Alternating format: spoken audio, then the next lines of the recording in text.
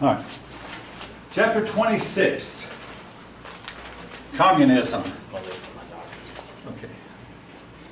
Communism is somewhat of a dead issue anymore. But no, not really. Cuba is still communist. Vietnam is still communist. North Korea is still communist. And China is still communist. So it's still around. It doesn't seem like as much of a threat as it did during the Cold War days. Anyway, we'll start with the Soviet Union. World War II devastated the Soviet Union. And folk, I was surprised. I read an article recently on the internet, and in an article, how that they still feel the effects of the losses in World War II. A particular generation of Soviet young men, between the ages of 18 and 30, I mean, they're 18 to 30 years old during World War II, and how that they lost something like 90% of the men that age. What this meant was that when these men would have had children, the children they didn't have left a big gap in the population. Fast forward 20 years. The war ended in 1945, or in 1965, 67. The men who would have been born to the sons of these men, or the children, the sons and daughters even, did not have their babies. So that left another gap in the Soviet population. The fact is, there's always an age gap in the Soviet population, and it has kept the Soviet Union from increasing in population like it otherwise would have. And I have heard at least once that the Soviet Union resorted to paying women to have babies, whether they were married or not. I mean, if you have a baby, well, the government will pay you, because they wanted to try to replace the millions of people they lost. But the Soviet Union was left devastated by the war, especially with the Germans having invaded. And yes, if you read the right books, you might hear that Germany actually used the atomic bomb against the Soviet Union. Anyway, Stalin began his famous 5-year plans. All right, Stalin.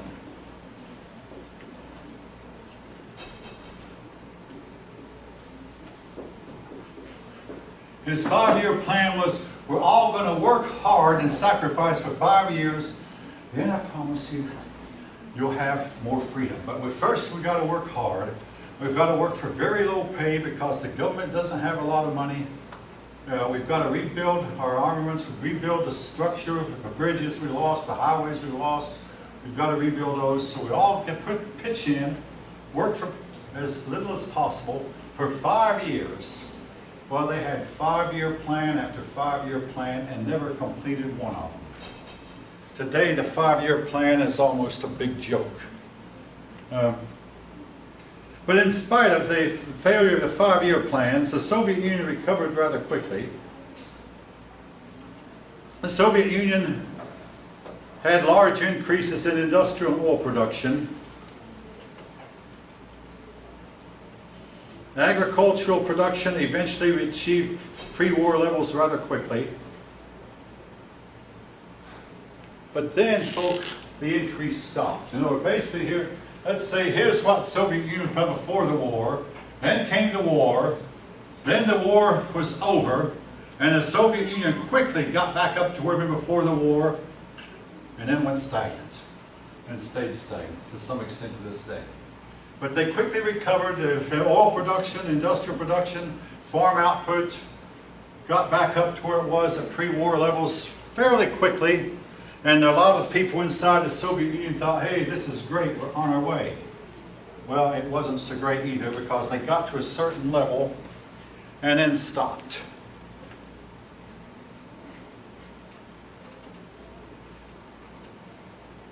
Now, something else, folks, that I must mention. And again, I want to remind you, on the first day of class, I said, I'm not going to promise you won't be offended by what's being said. So I'm going to say it. When Lenin took over the Soviet Union in 1917 and 1918, he initiated what he thought was going to be, would make the people really happy. Free, unrestrained, unlimited sex. In short order, he didn't live long enough to see that it really wasn't working. But in short order, Russian children became incorrigible. The Russian men became irresponsible, deadbeat dads. The Russian women became neurotic, psychotic, bipolar, call it what you will, nervous wrecks. All kinds of issues they had. And children did not even know who their father was, did not know who was responsible for bringing them into the world. This went on, well, Stalin came along. Again, the whole idea was to make sure that we did, the Soviet Union did everything that God forbid them to do. That was the whole idea, because after all, there was, in the Soviet theology, there was no God. The Soviet war. So we can break any of the rules. Also, they said, we're not going to take a day of rest. Well, the day of rest, they soon realized it didn't work, because their men began to break down and get sick and have a high absentee rate due to illness. And they find, okay, well, we're not going to do it God's way. We're going to take one every day, every 10 to rest, not one every 7. That did not work out very well either. Today, they rest every 7th day like the rest of us. But back to family issues, Stalin realized soon after he took over that, hey, this issue of unrestrained sex was not working. So Stalin outlawed pornography, and by the way, that law is still on the books of the Soviet Union. The Soviet Union does not allow pornography.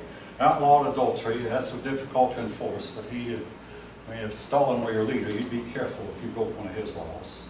Outlawed adultery, outlawed pornography, told deadbeat dads, you either pay up or go to jail, and basically returned his people to traditional morality, and the people loved him for it. That's one reason Stalin, because the people were tired of the free, unrestrained sex, where you think you have someone to live with today, and tomorrow that person just up and be gone. No, you have to have some commitment and stability. So it's like the Soviet Union jumped into the cesspool of immorality and quickly jumped out. What's called the boiled frog syndrome. Have you ever heard of frog? You put a frog in boiling water, he'll hop out. Or you put a frog in cold water and slowly bring that water to a boil. You will boil that frog and you'll never feel it. We are in the boiled frog syndrome. They jumped into the cesspool of immorality and jumped out quickly. Today, the standard of morality in the Soviet Union is much, much higher than it is here. Oh yeah, Stalin also now outlawed abortion.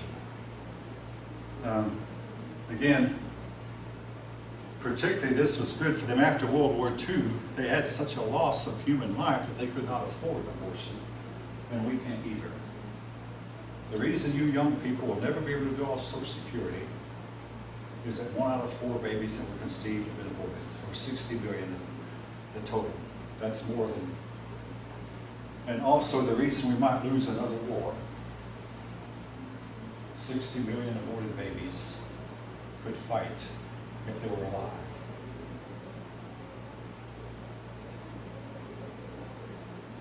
I'll stop. Anybody who wants to comment, I don't want to argue, but I do want you to feel free.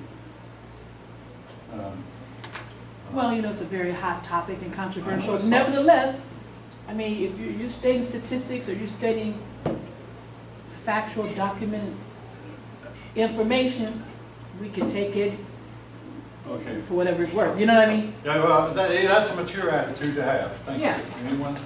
Okay, anyone else? Yes.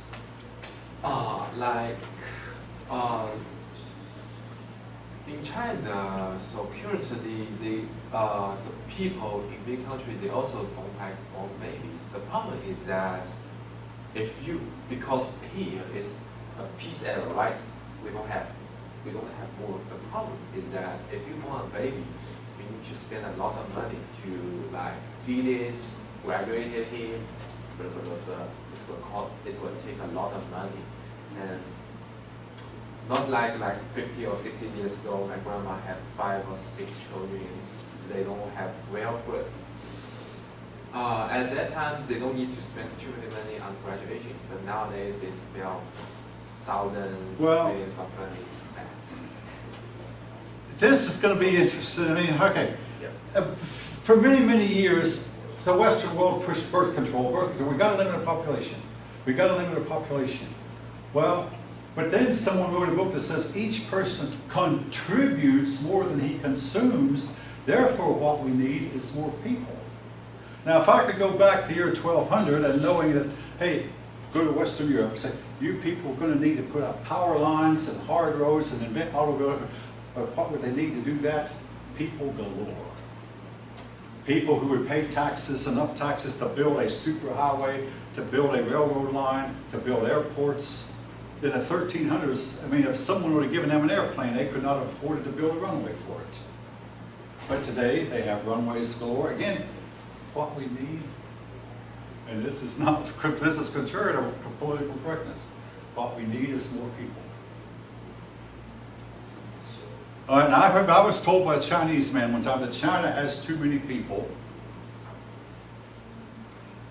Oh, I've already said my line. So For that, in China, what my opinion is, you want more people, they're gonna become tribes. You're going to what? Become tribes. The tribe. The tribes. Like, yeah, the The tribes. tribe. Like every time the tribes, it will grow, and then cut them, eat them, and then leave them alone. They're gonna keep on growing. Cut them, eat them. That's what's most Chinese opinion. Okay. Anyone else? All right.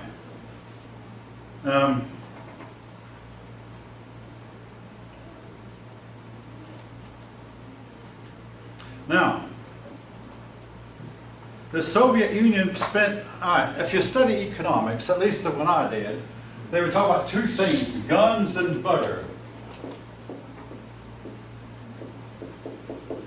In other words, how much of this tax money that comes in to a country do they spend on guns and how much on butter? Butter, of course, is welfare. And butter is things like, highways and bridges and roads and things like that for the welfare. Guns is how much goes to the military. The Soviet Union spent a far, far higher percentage of its income on guns than the United States did. And less percentage on what we call butter, guns and butter.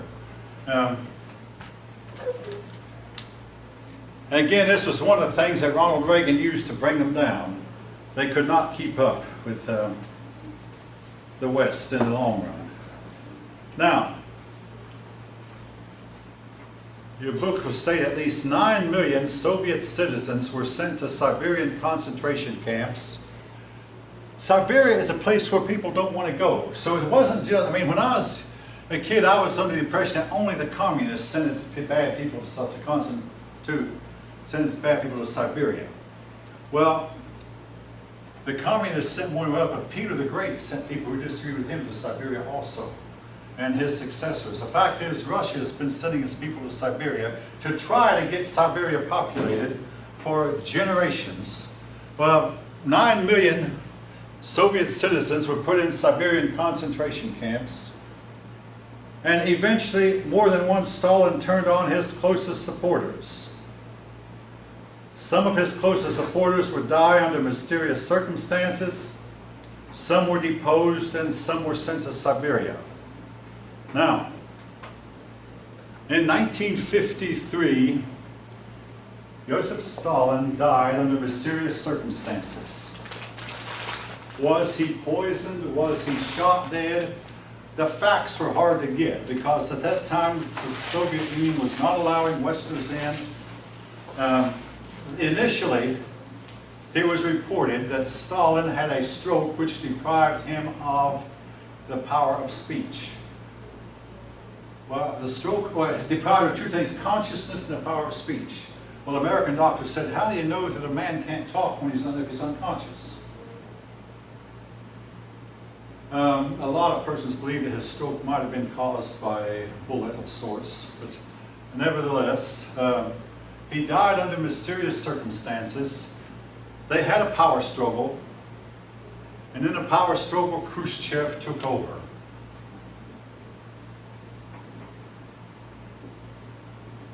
Stalin's daughter defected to the West and said her father was a very evil man. Khrushchev made a scathing speech denouncing Stalin. I'm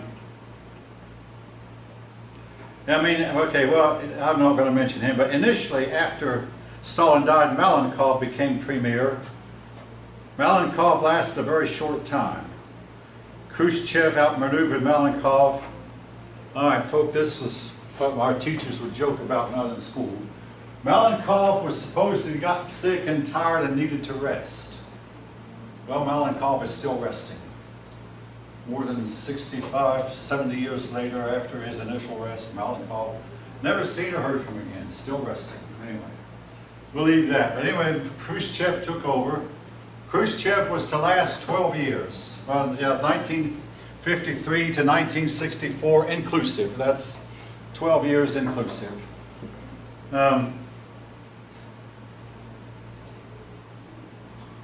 Khrushchev tried to improve the standard of living for the Soviet people, but without success. Here's the problem, folks. Every mild-mannered leader of Russia has come to grief, with the possible exception of Tsar Alexis, who was the father of Peter the Great, who was a mild-mannered Tsar. Other than that, Khrushchev was compared to Stalin, a mild-mannered man, and he found he was opposed in everything he did. And eventually, he was deposed, but that took 12 years. We in the West feared him. He became a symbol of evil. He coined the term peaceful coexistence. Oh yes, yeah, peaceful coexistence.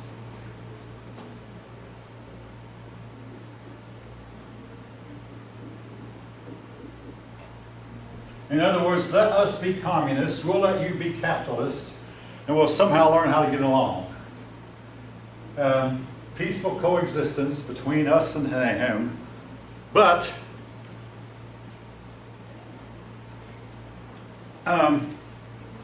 there was constant tension, because every time there was a crisis, whether it be Berlin, the Congo, Lebanon, Cairo, the Middle East, the Suez, every time there was a crisis, the Soviet Union always took the side opposite the United States. Now, here comes the part about the kitchen debate. In order to try to promote peace, Vice President Richard Milhouse Nixon, who was Vice President at the time, but Nixon hoped to be president, and as you may know, he eventually became president. Anyway, Nixon went to the Soviet Union on a visit. He carried an entourage with him, and among other things he carried was an American kitchen. So he set up an American kitchen where that, we had a refrigerator, an electric stove, electric range, and a garbage disposal, and all the stuff that we find in a typical American household. And electric mixer. This was before the microwave oven was invented, but all the stuff that you'd find in an American kitchen. And he was showing this off to Khrushchev. Now, in the meantime, Khrushchev's people were living 2 or 3 families per apartment. The Soviet Union would tell you, if you were a Soviet citizen, you're going to have to move in with the Joneses. Oh, we don't like the Joneses, they drink too much. No, sorry, you have to move in. And 2 or 3 families would live in the same house or the same apartment. And they would share the same bathrooms, the same kitchens. Well, someone or other, as Nixon said, got the ire of Khrushchev, and Khrushchev began shouting obscenities. So many obscenities that it made the interpreter blush to tell Nixon what Khrushchev was actually saying in Russian language. But basically all Nixon was doing was showing off, this is a typical American kitchen, and it was far better than anything they had in the Soviet Union, even except for the very richest people. Anyway, eventually the 2 men settled down. Nixon was to later write a book, 6 Crises, in which he described that was one of the 6 crises he went through in his life. He wrote a book before Watergate. He got through that crisis, he got through the other 5 crises, but when it came to Watergate, Nixon was not to get through that one. Well, now another thing Khrushchev did, and here he was typical of Eisenhower, Khrushchev was afraid of war. He said, if there's a war, it won't matter whether you're Jewish, it won't matter whether you're communist, it won't matter whether you're capitalist. All that's going to matter when the war is over is who's left. he knew that the war could be terrible, and shortly before he was deposed, he visited a lab where some scientists were working on germ warfare. He came home terribly shaken, said, I'm afraid of what these scientists are doing. They could unleash these germs and no control over them. Once they're unleashed, they could affect us and our enemies both. A few days later, he was deposed. But he was afraid of war, and during his term, the Soviet Union did not go to any big war. Oh yeah, they did crush the rebellion in Hungary. But Khrushchev went on vacation in the fall of 1964 while Johnson was running for president for re-election in the United States. Johnson actually left the campaign trail to go back to Washington to oversee things. But Khrushchev was deposed while on vacation. Essentially what happened, he tried to get calls back to the Kremlin, and the Kremlin would not take his calls, and he realized something is wrong. So he cut his vacation short, got on a plane, and went back to Moscow, went to the Kremlin, where he had to sit there stone-faced for 2 hours while his party read him out of the party and ran him down in some of the bases of terms. One of the things they hit him on was his inability to get along with China. I've mentioned this already, how that China, remember that's a V, pardon me. Now that China believed that Mao Zedong should be the leader once Stalin died. And Khrushchev said, no, I should be the leader because the Russians should be. The Russians started communism. And there were other issues between the Chinese and the Soviets that were not resolved right away. And Khrushchev refused to get involved in Vietnam to help the Vietnamese. He did not get involved in Korea to help the North Koreans. The Chinese wanted him, hey, come on, you get involved, you Russians get involved. Khrushchev knew he did not have as many fighting men as he had in World War II. A lot of them had been killed. And he was actually quoting the Bible, paraphrase. He said about Mao, blessed is the man who talketh war when he knoweth not what he talketh about. Again, paraphrasing a quote from the Bible. Anyway, Khrushchev had to listen while he was read out of the party. He was not killed. He lived a good many years. He wrote a few books and died in 1971, 7 years after he was deposed.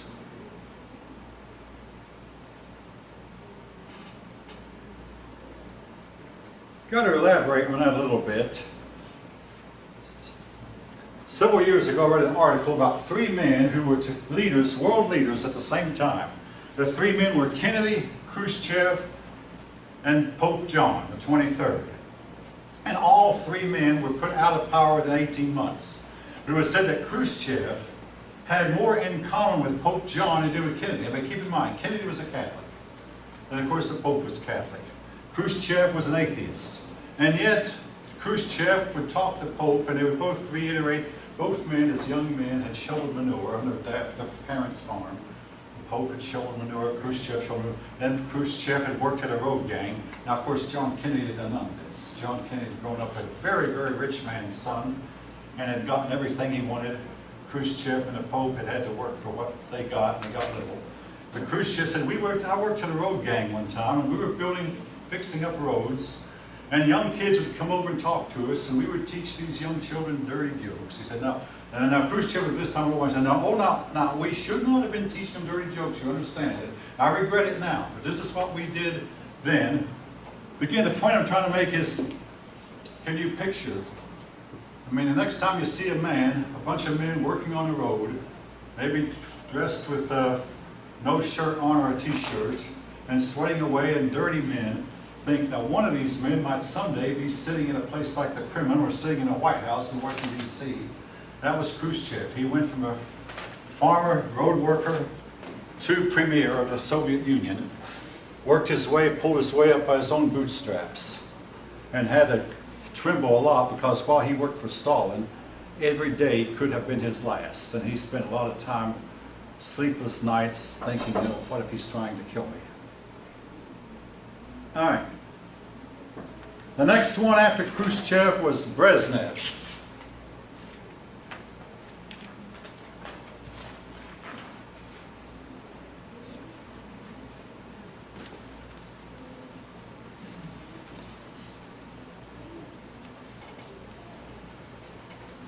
Brezhnev.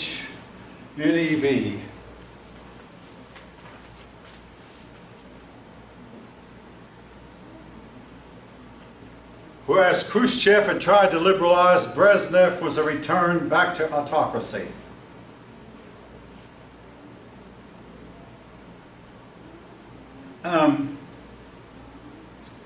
Now, one thing that Brezhnev did in 1972, the United States and Soviet Union signed the Anti-Ballistic Missile Treaty.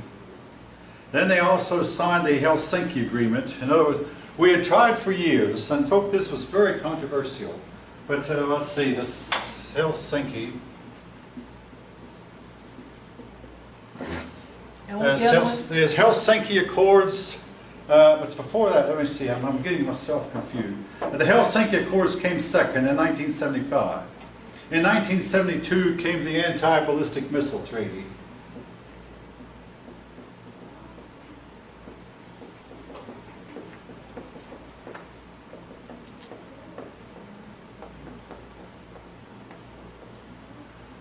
I remember when I was a child, they had a cartoon. I mean, these cartoonists get paid big bucks, but they had a picture of Khrushchev and Uncle Sam, each with pistols pointed at each other's head. Khrushchev with a pistol pointed at Uncle Sam, and Uncle Sam with a pistol pointed at Khrushchev. And said, the problem is, how can you be sure the other guy will lower his gun when you lower yours? That was difficult, but then we talked disarmament.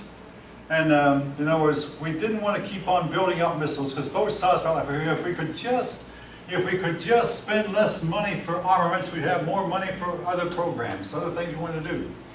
So we tried to negotiate with them, but we had to require that, hey, how do we know that you actually are disarming? Well, we want our people to be allowed to go in and look at your missile sites and inspect them to see that you are disassembling your missiles. And in turn, we'll allow your men to come into our country and you can see that we're disassembling ours. But eventually, see, the idea was, let's have fewer and fewer missiles. These treaties were somewhat enforced.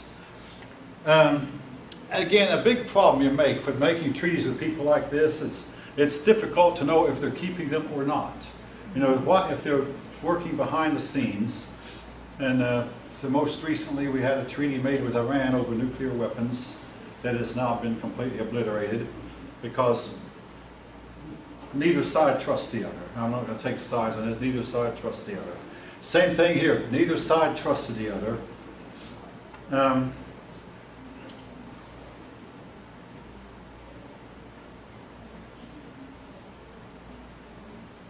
Brezhnev was not a reformer. Khrushchev had tried to reform. Reform in the Soviet Union always has proven to be dangerous. Brezhnev ended Khrushchev's policy of de-Stalinization. Now, all right. Critics were suppressed. Now, two critics. Solzhenitsyn, that's the only one I'm going to, well, Sakharov.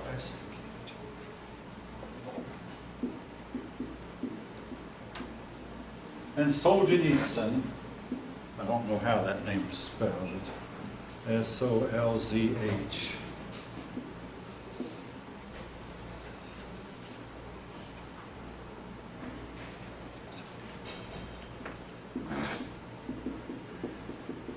These men were kicked out of the Soviet Union. At least they weren't killed.